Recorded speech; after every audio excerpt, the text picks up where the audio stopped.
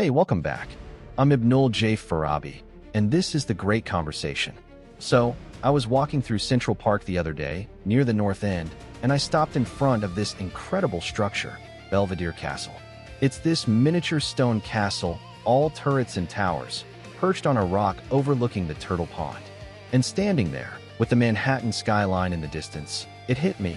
What is a 19th century medieval fantasy castle doing in the middle of a modern American city? That little castle is a direct line to a massive, fascinating cultural obsession.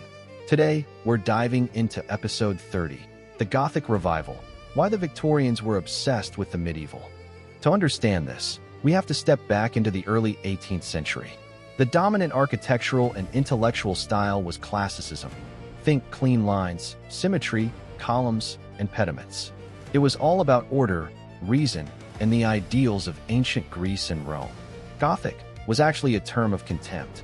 It was synonymous with the barbaric, the crude, the chaotic, the style of the Dark Ages that the enlightened Renaissance had thankfully swept away. So how did we go from that to a world where, by the 1850s, you had the British Parliament building, the Houses of Parliament, built in a soaring, elaborate Gothic style? The shift began not with architects, but with writers and thinkers. It started as a mood, a feeling. The 18th century's Age of Reason, for all its brilliance, felt a bit cold to some. A reaction began to stir, one that valued emotion, the sublime, the thrill of fear, and the power of the past. This was the Romantic movement. And for the Romantics, the medieval period wasn't dark and barbaric anymore. It was mysterious, spiritual, and authentically national. Writers like Horace Walpole, who literally built himself a Gothic revival mansion called Strawberry Hill, and novelists like Sir Walter Scott, whose Ivanhoe became a phenomenal bestseller, created a powerful new story.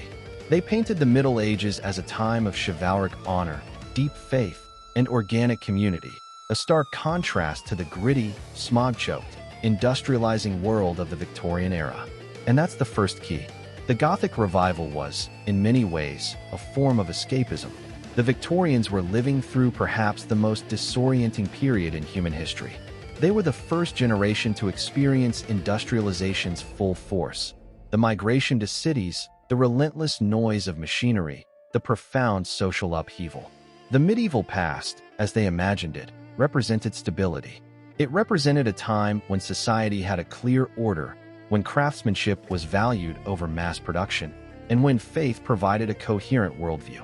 Building a Gothic church or a castle-like manor house wasn't just an aesthetic choice. It was an act of nostalgia for a simpler, more spiritually coherent world. It was an anchor in a sea of change. But this wasn't just a wistful look backward. It was also a tool for the present. This brings us to our second point. The Gothic revival became deeply entangled with national identity and moral purpose. In Britain especially, Gothic architecture was reclaimed as a truly English style. Those classical buildings? Those were Italian, French, pagan. But the great cathedrals like Salisbury and York, they were born from English soil, expressions of a native genius. When the old Palace of Westminster burned down in 1834, the choice to rebuild it in Gothic or Elizabethan style was a deliberate statement. This is the architecture of the British Constitution, of liberty, of Christian civilization. The architect, Augustus Pugin, wasn't just designing a building. He was advocating for a whole society. He believed Gothic architecture was morally superior. Its honesty in structure, its connection to the natural world through ornament, its vertical reach toward heaven. For Pugin and many others, to build Gothic was to build a more honest, more pious world. And that piety leads to the third, perhaps most visible, manifestation, the explosion of Gothic church building. This was tied to a religious revival and a very practical problem. The population was booming and cities were sprawling. New churches were needed, and the Gothic style, specifically the simpler, early English Gothic, was seen as the proper, solemn form for Anglican worship. But it went beyond Anglicanism. The Gothic revival became a spiritual language. You see it in the incredible, almost dizzying verticality of St. Patrick's Cathedral right here in New York, begun in 1858.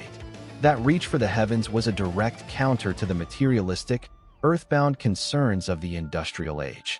Every pointed arch, every stained glass window telling a biblical story was a piece of didactic architecture. It was meant to teach, to inspire awe, and to pull the viewer's mind from the mundane to the divine. Now, as an engineer, I can't help but look at this with a dual perspective.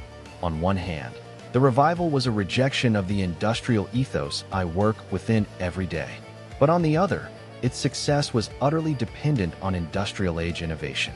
Those vast railway stations built in Gothic style, like Street Pancras in London, they used iron and glass on a colossal scale.